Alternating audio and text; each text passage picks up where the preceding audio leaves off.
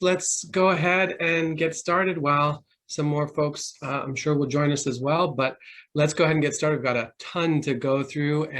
So first of all, let me say good afternoon to all of you.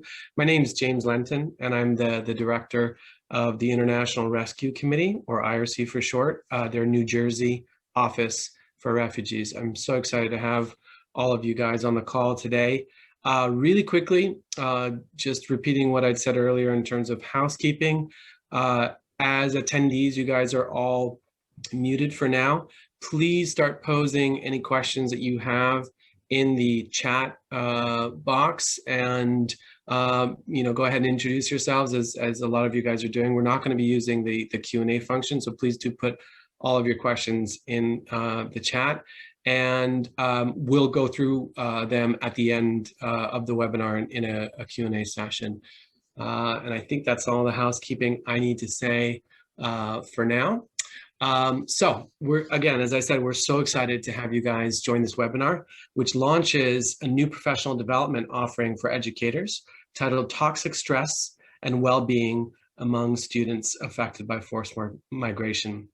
This learning module is the first in a series of courses that we've developed in partnership with the New Jersey Department of Education to provide training for New Jersey teachers and administrators, for which they will be able to receive professional development credit. And of course, the course is now open and free and available to the general public as well. We're going to be putting the link to the course in the chat as well shortly. So first of all, I have to say that we're grateful first and foremost to the New Jersey Department of Education for this partnership. And I especially want to shout out Jacqueline Leon from the Bureau of Bilingual and ESL Education in the department. Jacqueline has kindly agreed to join us today, and so she's going to be available to answer any specific questions to her work in the Bureau. I also want to thank Dr. Kim Boxenbaum, who's the director of the Office of Special Education in the Division of Student Services, as well as Dr. Damian Patino, the assistant director in the Office of Special Education within New Jersey's Department of Ed. Their support throughout this partnership has been invaluable, and whom without this course would not be possible. So thank you to you all. I also want to give a big thanks to the Elizabeth Schools District, and in particular, Sandra Nunes, who's the director of the Bilingual and ESL Education. They have been producing excellent programming to support refugee students in their district for a long time, and so much of their approach has really informed the content of this course. And I know that some folks from that team are joining us today too, so thank you again. So the purpose of today's webinar is to give you an introduction to the course, an overview of how it was developed, and give you a test drive of sorts. So you can see what it looks like and feels like, discuss application you can have for your classroom, and of course, answer any questions you may have. So let me introduce to you today's presenters, who you can all see on the screen, and starting with Sarah Robottom, who's on my far right. Sarah Robottom is the Technical Advisor for Education and Youth in the IRC's Resettlement and Asylum and Integration Department. She's worked in the field of refugee education and youth programs for more than 13 years, and she now supports IRC's education programs in the US, Europe, and Latin America. Her work and research is focused on education and social and emotional assets development with children and youth who've experienced forced migration, and she's the author of this course. Rosalie Arndt, who is right next to Sarah, hey Rosalie, is the Youth Education Coordinator in IRC's New York City office, where she focuses on classroom instruction, social emotional learning, and educational leadership with multilingual students and students who have experienced forced migration. Prior to her work with IRC, she worked in public schools in Denver, Colorado for a long time. So for this course, she consulted on the content, and she facilitated the videos of the course and provided voiceover for the audio components. So you'll see Rosalie throughout this course. And then next we have Kate Griffith, who is just to my right. Hey, Kate. She's the Education and Learning Manager at IRC in New York, where she oversees educational programs for newly arrived children, youth, and families. And Kate has been a teacher and leader of education programs in Rwanda, Kenya, and New York City, where she worked prior to the IRC in a number of programs, including the Harlem Educational Activities Fund.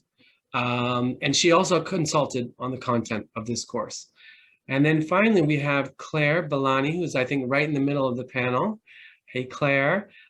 She is the education programs manager for the New Jersey Office for Refugees. So she oversees our education programming for youth and adults throughout the state.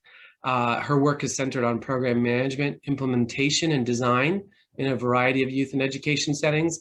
And she served as the main project manager for this course.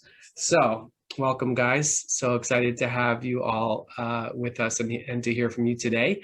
But first, really quickly, an introduction to our work. For those of you who don't know the International Rescue Committee, the mission of the organization is to help those whose lives and livelihoods are shattered by conflict and disaster to survive, recover, and gain control of their lives. We work in more than 40 countries around the world and in 26 offices across the US to fulfill this mission. The organization was in fact founded in New York City by Albert Einstein in 1933 and a group of his colleagues to help those fleeing from Nazi Germany to start new lives in the New York City area. And we in fact continue to do this work right here in New Jersey, where we have worked since 1986 to help resettle well over 20,000 refugees to become new members of New Jersey communities.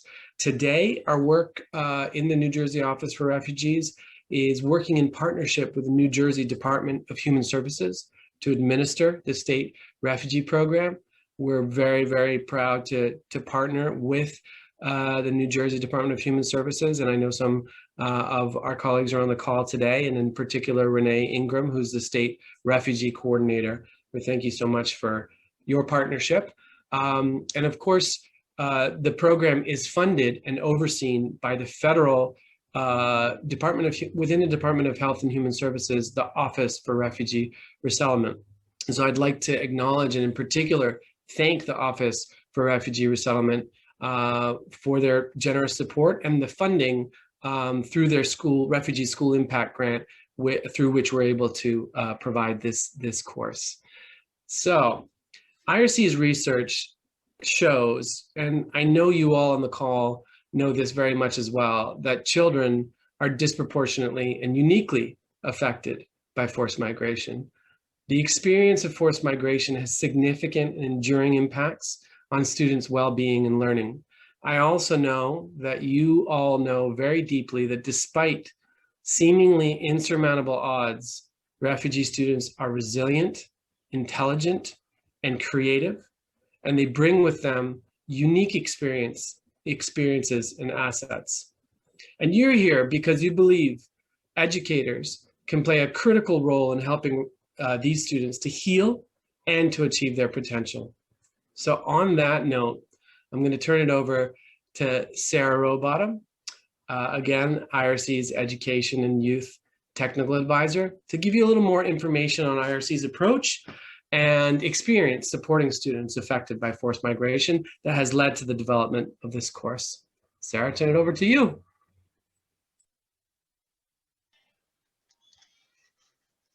Thank you, James. Claire, I'm not sure if we're showing the first slide, so we just have a few slides to go through while I'm talking. But I'm delighted to be here with all of you today for the launch of this course. IRC has a long history, as James mentioned, of working with communities affected by forced migration to support education. Globally, our Crisis Response, Recovery and Development Department works with ministries of education, international organizations, local partners, in conflict and crisis affected communities to train educators in our healing classrooms and safe and healing learning spaces approaches, and to implement literacy, numeracy, and social emotional learning programs. In the US, we've operated educational programs supporting children and youth for over 20 years, partnering with schools in a multitude of ways. we deliver after-school and tutoring programs, intensive summer programs, and in-school and out-of-school time college and career readiness education, and social emotional learning to over 5,000 children and youth in the US each year. And we deliver high-quality professional development to educators working with refugee and immigrant students in our own programs, as well as with educators and school systems in the communities where we work, such as Arizona, Washington, Utah, and New Jersey. The course, Toxic Stress and Student Well-Being among Students Affected by Forced Migration, draws on all of this expertise to provide a foundation for healing and learning. Historically, IRC's work in the US focused on refugee resettlement, but for more than a decade, we've expanded our scope to address the needs of people affected by forced migration more broadly. This approach recognizes that regardless of status, an individual's eligibility for legal relief or humanitarian protection, and those who've been compelled to leave their homes face many common challenges during their journeys.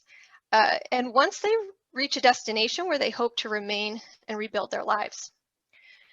This course has this orientation, and we believe it's particularly important given the harsh climate around immigration over the past several years, the increasingly diverse drivers of forced migration from war and political upheaval to community violence, climate disasters, and extreme poverty, and the waves of child migrants to our borders, all of whom have a globally recognized human right to education.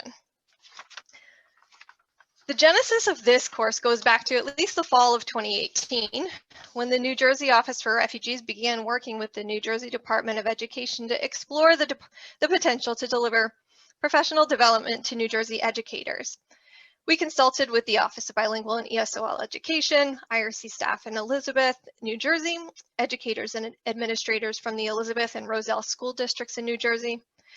And in 2019, we partnered to offer a professional development series to 40 educators of middle and high school students across New Jersey, and it involved 3 days of in-person and remote training over several weeks with practical application in between for educators working with refugee and immigrant students. Our focus included toxic stress and student well-being and promoting social emotional learning. The workshop was extremely successful. Participants enjoyed the direct relevance of the content to their work, the interactive nature of the activities, and especially the facilitators, two of whom we have with us today, Rosalie and Kate. And we began talking after that about how we could do more.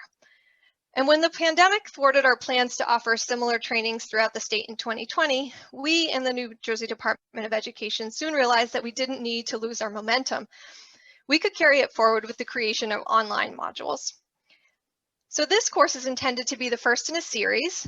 The next one will focus on another topic that was very well received during our initial workshop series and a critical element for supporting students affected by forced migration, teacher well-being. But this course, Toxic Stress and Well-Being Among Students Affected by Forced Migration, is for teachers, administrators, and other in-school and out-of-school time educators and youth development practitioners who want to better understand forced migration, how it affects student well-being and learning, and what can be done to create healing learning spaces in your school or program. It has relevance for a broad spectrum of educators from elementary through secondary, post-secondary, and even adult educators. And while this course was developed in partnership with the New Jersey Department of Education, it is, as James mentioned, free and available now. It's up and running via, and I believe Claire is putting the link to the Kaya Learning platform into the chat. Now it's broken into 3 sections, and we can go to the next slide. The first section helps learners deepen their understanding of forced migration. The second section delves into one of the common consequences of forced migration, toxic stress, and how it affects student well-being and learning. And then the third section teaches educators how to create healing learning spaces or environments in which students affected by forced migration can thrive. But I won't say too much more. I want to turn it over to my colleague, Rosalie Arndt. Rosalie is my close collaborator at the IRC and the facilitator of this e-course, and she is going to talk to you about how to access the course and provide a preview of its contents. Over to you, Rosalie. Thank you so much, Sarah. I'm going to share my screen here.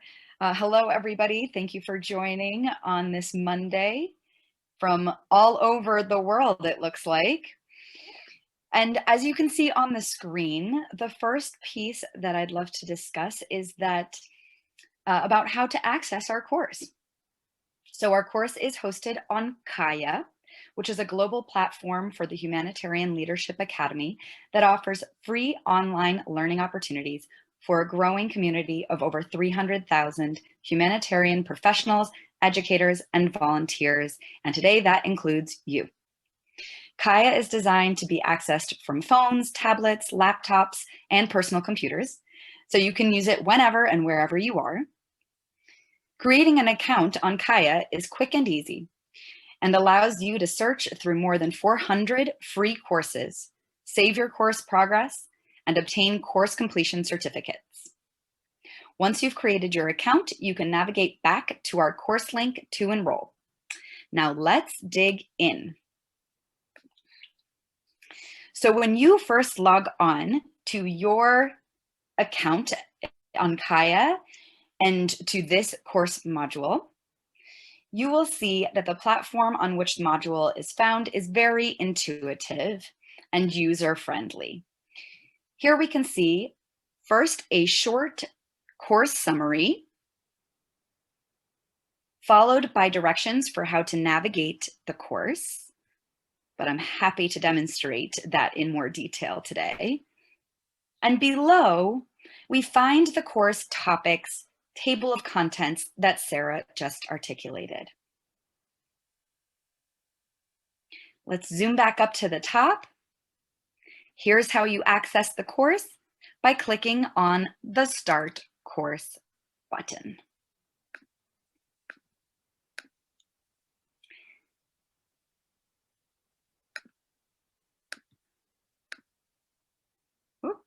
Now I'm going to share a new screen with you. This is what will appear when you click Start Course. So we're at the top of the course now, where it says Welcome. The first thing that we'll note is that there is a slide scroll version of the table of contents on the left-hand side, so you can see what's coming ahead of you as you move throughout and progress through this course. Let's take a sneak peek of the first section of the course in order to familiarize yourselves with the course layout and some of the important engagement and accessibility features that the course has to offer. You can see that each major section of the course contains a video that delivers key content pertaining to that course section, orated by yours truly, just not wearing her glasses. Next, you'll note that each video also includes a written video transcript as an accessibility feature. I'm clicking down on this small arrow to continue progressing through the course. Our first topic is what is forced migration? Now, we'll see that the course content is delivered both in written form and also in read aloud form, which you can prompt by clicking on the small play arrows, and will continue to play the audio as you scroll down through the content of the course. You're going to get very familiar with the sound of my voice. Throughout the module, you'll also find both interactive and embedded learning features, as well as checks for understanding. So here we see a sort activity, for example, where we can click and drag and drop to check for understanding. It should be noted that the course is designed to progress in sequence. So you will need to complete each participatory activity in order to progress through the course. Now, as someone who's already taken all of these course sections, I'm able to jump ahead and to pop into any one of these course sections. But you will have to progress through this course in order when you complete it for the first time. Next, I'd love to zoom out to that table of contents scroll sidebar here, and together take another sneak peek at a later section of the course together. So as I progress down these sections, as Sarah mentioned, the first major section of the course is this forced migration and adjusting to school and life in a new country. So it's all about the basics and nuances of forced migration itself, followed by a major section on one of the common consequences of forced migration, which is the science of toxic stress, learning, and well-being. And last, before your final wrap-up and final quiz, the section titled Healing from Toxic Stress. Let's dig into the section of the course that centers now on the question that we as educators, and especially educators of students who have experienced forced migration, ask and re-ask ourselves continuously. How do I create a healing learning space?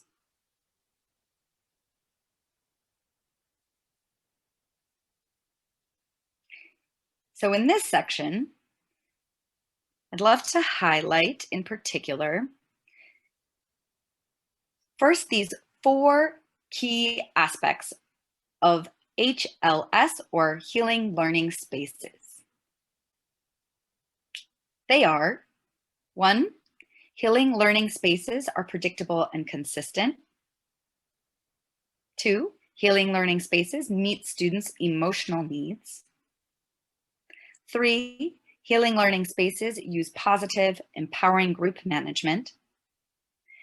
And 4, healing learning spaces use spatial design, right? So the spatial configuration of the space to support trauma-informed care principles, which include safety and transparency, trustworthiness, choice, collaboration, mutuality, and empowerment. Stated another way,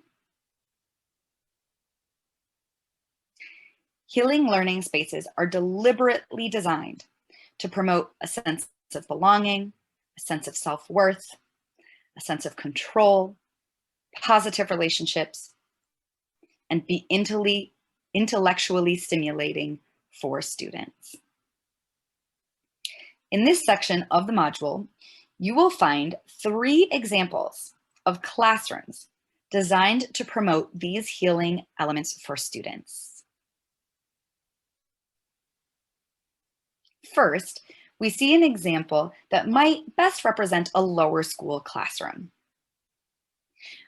When you arrive at this portion of the module, click, there we go, click onto the plus signs to learn more about the features of each space and how they directly promote one or more of the defining elements of a healing learning space.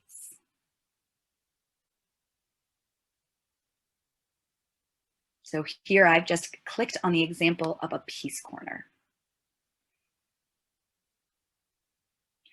Next, we find an example of a healing learning space that may be more representative of an upper school classroom.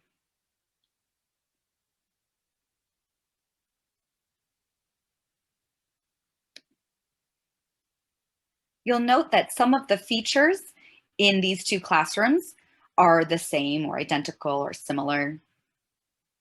And some are additional in this space, but all constitute elements, features of healing learning spaces. So here I have clicked on the example of identity mirrors. I know folks are looking forward to learning more about these elements.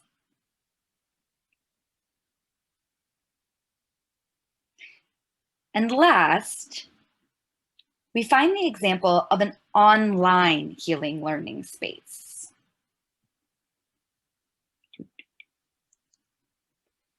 Welcome to Mr. Kevin's virtual classroom.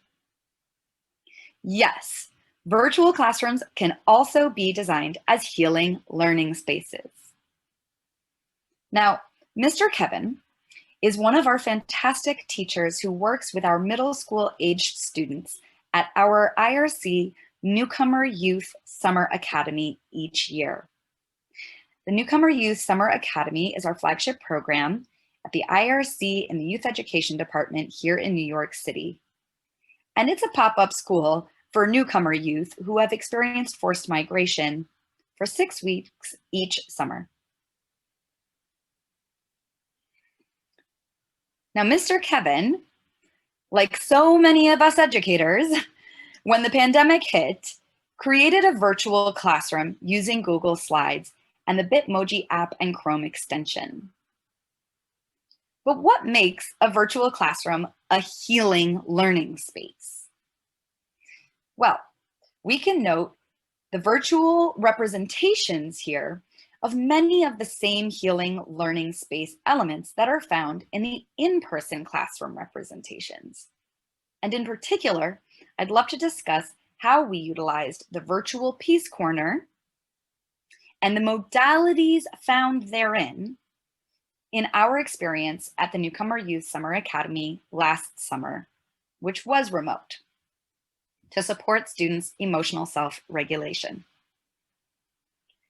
Our approach included sending physical learning kits home to each of our students that contained the actual modalities posted in the virtual Peace Corner here and virtually represented on the screen.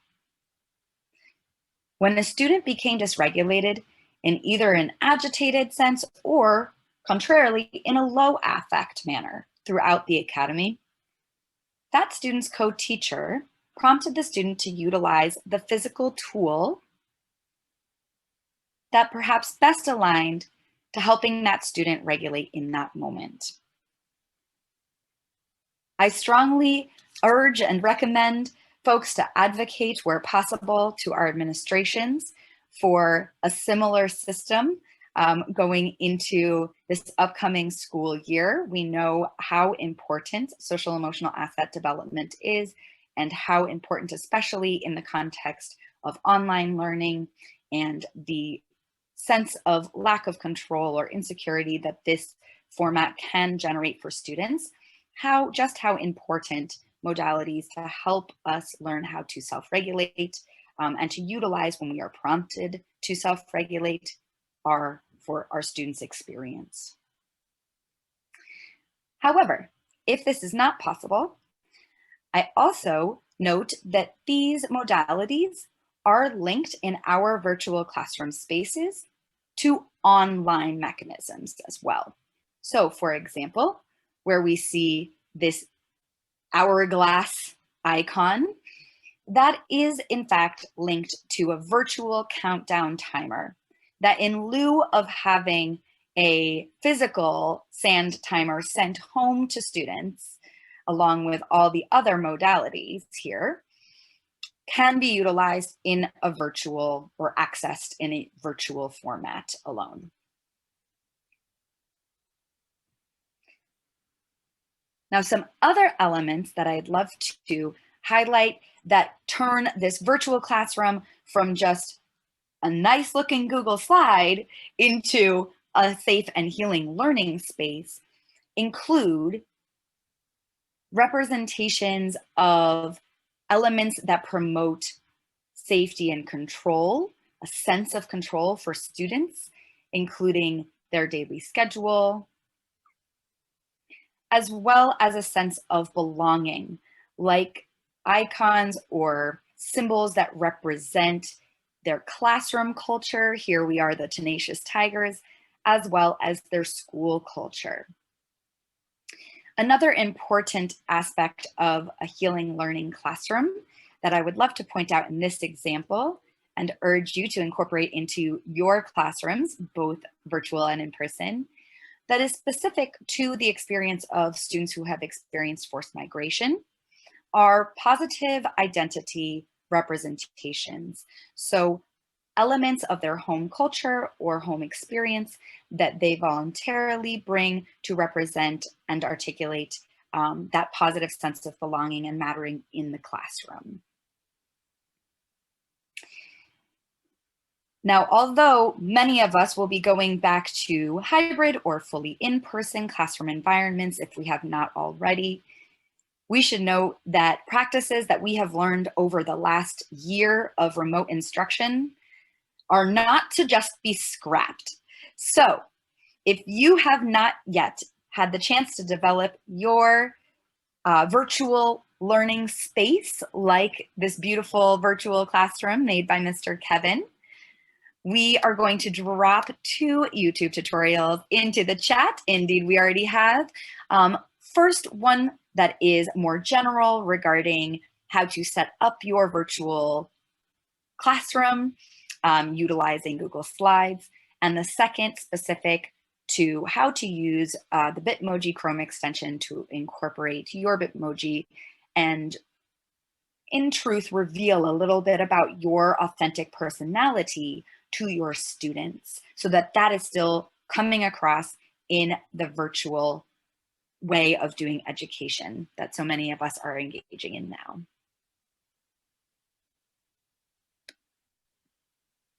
And with that, I'm going to stop share my screen and hand the mic over to Kate for some Q&A.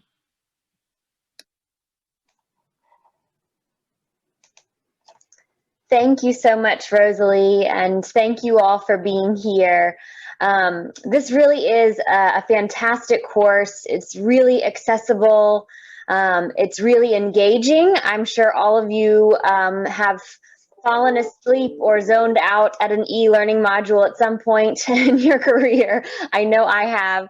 And I think this course does a great job of really giving the most important information in an engaging, accessible way that can be applied right away. And Rosalie's just given us a great example of how we can really practically apply this knowledge right away. The next few minutes of our time together will be spent responding to your questions. You have 2 ways in which you can ask a question to any of the panelists. You are welcome to put your question into the chat, and I will direct it to the person best suited to respond. Or you can use the raise hand feature at the bottom of the Zoom toolbar, and I will call upon you and we'll unmute you to ask your question out loud. I see there are already some great questions in the chat. A few that are specific to the mechanics of logging into Kaya. I'll direct the Kaya questions both on how to sign up for Kaya, as well as whether you can access the Kaya course content after you've completed it, over to Claire. Hi, everyone. Thank you so much for attending. I'm so excited to see so many people interested in our course and helping students affected by forced migration with their well-being. So I'm here to talk a little bit about Kaya, and it's a great platform. I'm entering the website here. It's kayaconnect.org. This is the homepage for Kaya. Here you can register for a new account. To access the course, you will need to register for an account. Sign up is quick and easy. It asks for your first and last name, and this is for a special certificate of course completion. And you can also access hundreds of other courses, not just from the International Rescue Committee, but from our partners in humanitarian organizations, such as Save the Children and others.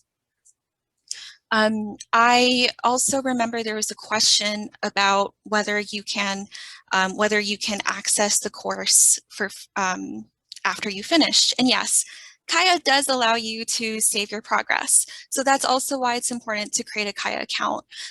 You can save your progress if you're not ready to complete the course in one sitting. You're able to click the link and go back to where you left off. And in terms of the charge for courses, as Kate mentioned in the chat, completely free. Our course is free. Anyone can access it. Now, in terms of browsers and the best ways to connect to the course, our course is fully responsive to all tablets, smartphones, laptops, and personal computers. So on the Kaya website, it does recommend that users use Google Chrome or Firefox to access, but we have tested it on a number of other browsers such as Microsoft Edge and Internet Explorer, and it is quite usable there. There was another question about accessing the course offline, because I know that many people around the world are interested in this subject, not just New Jersey-based educators or educators in the US. We agree that it's a very universal experience of experiencing toxic stress.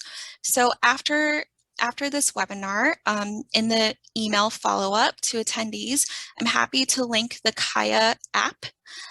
Downloading this app, if you're able to access a smartphone, will allow you to download the course and you can access it offline.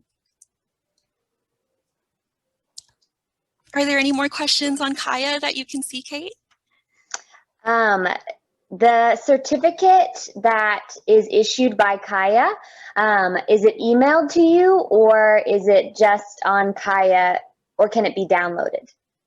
Great question. So complete the course in its entirety. As you saw on Rosalie's screen, make sure that on the sidebar, there's a checkbox for every course section on the page. Once you exit the course, Kaya will see that you completed it. At that point, we'll ask you to take a short feedback survey, because we'd love to hear your thoughts on how we can improve the course, what you're interested in future courses. At the end of the feedback survey, you will be able to access a link to the completion certificate. This certificate will always live on Kaya. You could go back at any time in your account and access it. You can download it as a PDF file. Great, thank you. We have one more Kaya question that has come up. When someone is trying to create an account right now and they're getting a message that says your registration has not yet been confirmed, does that mean that an email account needs to be confirmed before you can activate your account? Yes, I myself have created a new account on Kaya, and it will send you an email to verify your email address and registration. Once you receive that email and are able to confirm, then you can log into Kaya, no problem. Great, thank you so much. Lots of logistical questions to make sure we're all able to get in there effectively. One thing I want to highlight is that this course is designed for educators who are working with youth and children.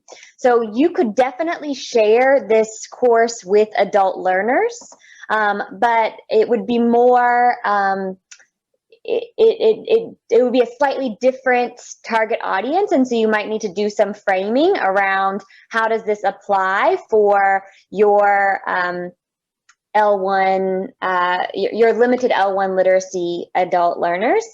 There's quite a bit of reading, but as we noted, there's also the voiceovers throughout, so you can listen to the whole course. The course is only in English at this time, so that's something to note. But again, the target audience for this course is our educators, teachers, youth development coordinators, folks who are working with children who may have been affected by forced migration. I hope that clarifies that question a little bit. Kate, I'd also like to add, if it's all right. So I have a background as an adult educator as well. And I think that particularly if you're working in contacts with low literacy learners who may have experienced forced migration, I mean, across the spectrum, adults may experience toxic stress for a variety of reasons. We discuss in the course that there are specific ways in which the brain is affected, and that could be applied to your background knowledge as well. In addition, as you saw in the virtual healing learning spaces, in others, there are specific environmental strategies that you can use, such as multilingual supports. Research has shown that L1s benefit L2 learners benefit greatly from their L1 being used in their classroom. And so a number of aspects of the healing learning spaces could also be applied to, the adult education context. Most definitely. I see a few hands raised. I'd love to invite Renee Ingram if you'd like to share your question out loud. Oh, maybe not. Hand down. Renee, did you have a question?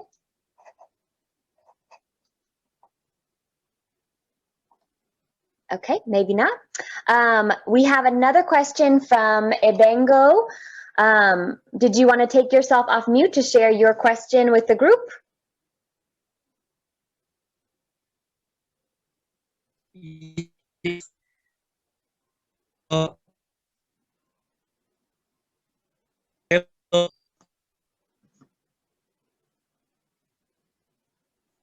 Hello. It appears that perhaps we don't have a great connection, which I believe is directly connected to the question that you added to the Q&A regarding how can we ensure that a resource like this is accessible to folks who may not have consistent Wi-Fi or streaming connection. If you don't mind using the chat to add anything to your initial question, I'd love to pass the microphone to Sarah Robottom to address the question regarding accessibility for our global partners around the world.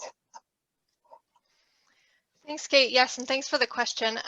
So this training was, conceived first and foremost with in partnership with the New Jersey Department of Education, in lieu of being able to do in-person trainings. And so it is on an online module. However, the good news is that I am sharing more about this with our colleagues in our Crisis Response, Recovery and Development Department in just a few weeks.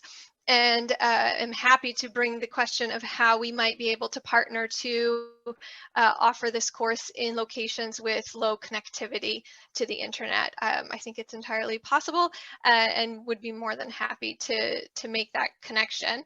And perhaps we could talk about it. There is, I believe Claire is sharing an email address for questions related to the course. And we could look to there as a way to communicate about potential options for the future. And then there was also another question, Kate, I'll just jump in. I think I saw one from Elizabeth that, thanks so much for your kind comments about the course. We're really excited to share it. You asked if this is tied to IRC's Safe and Healing Learning Spaces Toolkit. And the Safe and Healing Learning Spaces Toolkit is most definitely one of our informing resources for the course. That toolkit is excellent. It offers an approach to safe and healing learning spaces, as well as literacy, math, and social emotional learning curriculum. It is targeted to the age range of 6 to 11-year-olds, and this training is broader than that in its focus.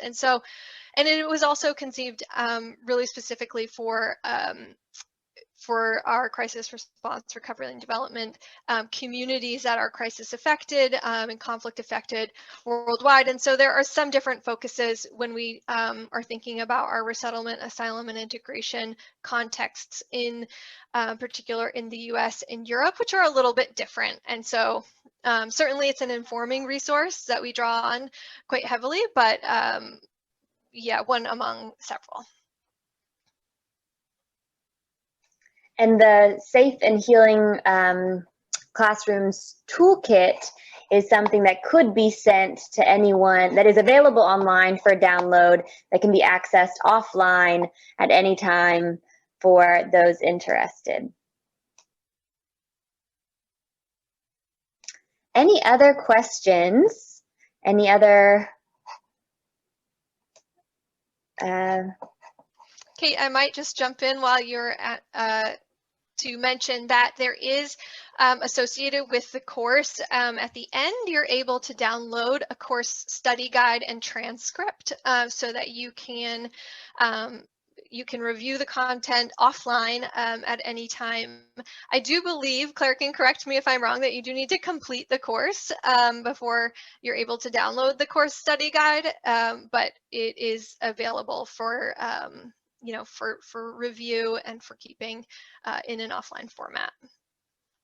And it includes all of the video transcripts, the transcripts of all of the sections of the course. It includes the questions and the correct answers to all of the checks for understanding, and elaborates all of the pieces of the healing and learning spaces as well, and our final quiz and the answers.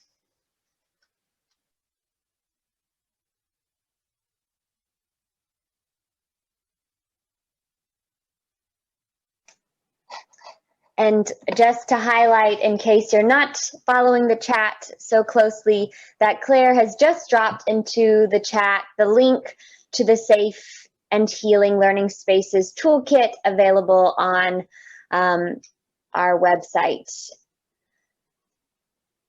Any other questions?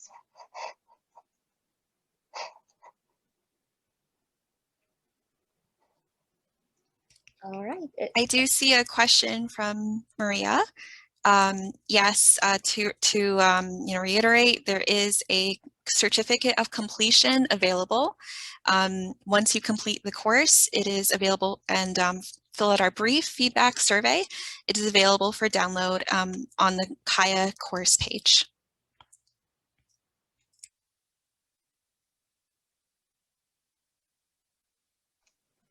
With that, I will pass it off to James to wrap us up perhaps a few moments early. Okay, guys. Well, thank you so much to all of our panelists for taking the time today, explaining things so clearly, and of course for all of the hard work that you guys have put into the course. Again, as we've all said, we're really excited to share this with all of you today, and thank you so much for all of your questions and positive response as well. If there are any follow-up questions after this, please use the chat. We've dropped the links for the course into the chat. We've dropped the links for some of the resources that we talked about. And then finally, Claire has just dropped our email at the New Jersey Office for Refugees that you can respond to us with any questions or concerns for next steps, any additional resources that you might be interested in, and you know, or just want to continue to to network with us. Please do use that email directly. And again, thank you to the New Jersey Department of Education and Jacqueline Leon, especially. I know you're on the call today. Thanks so much for joining us. And all of our partners in school districts across the state. We really appreciate it and hope that you see your perspective in this course, because it's very much about the content of the conversations that we've been having. So thank you so much, and good luck with the course. And look forward to seeing you when we're able to introduce the courses coming up. But thanks so much, and bye from all on our side. Thanks, guys.